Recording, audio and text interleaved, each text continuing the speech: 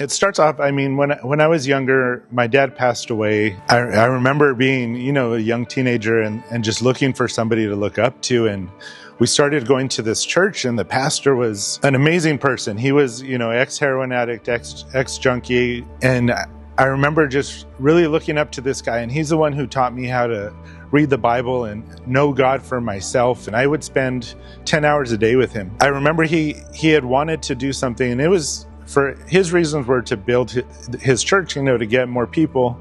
But to me, it was something that was very unethical and immoral and wrong. And I called him out on it, and we had a huge fight.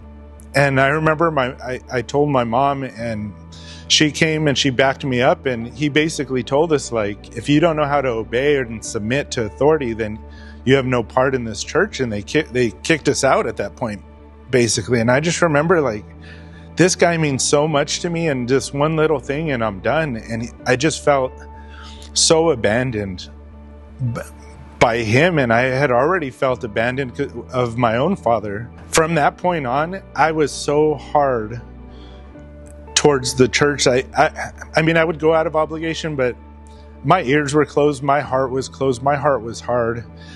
I just did not trust anybody and anything that they said. I just remember after that point, I just felt thinking, like, is any of this true? Like, if that man who says he believes all of this is so quick to throw me away, how could this be? So, like, when I'm reading stories about God's love, and all I'm seeing is, like, I don't trust that's true. I don't trust that you're not going to leave me. You're not going to abandon me. I just didn't trust at all. Like, my heart was so hard to anything I heard.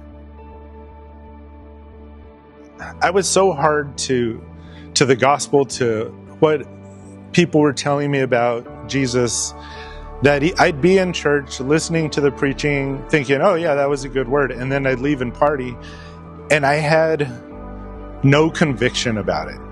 I didn't feel bad. I knew what I was doing was wrong, and I probably shouldn't do it, but I was so angry that I didn't care.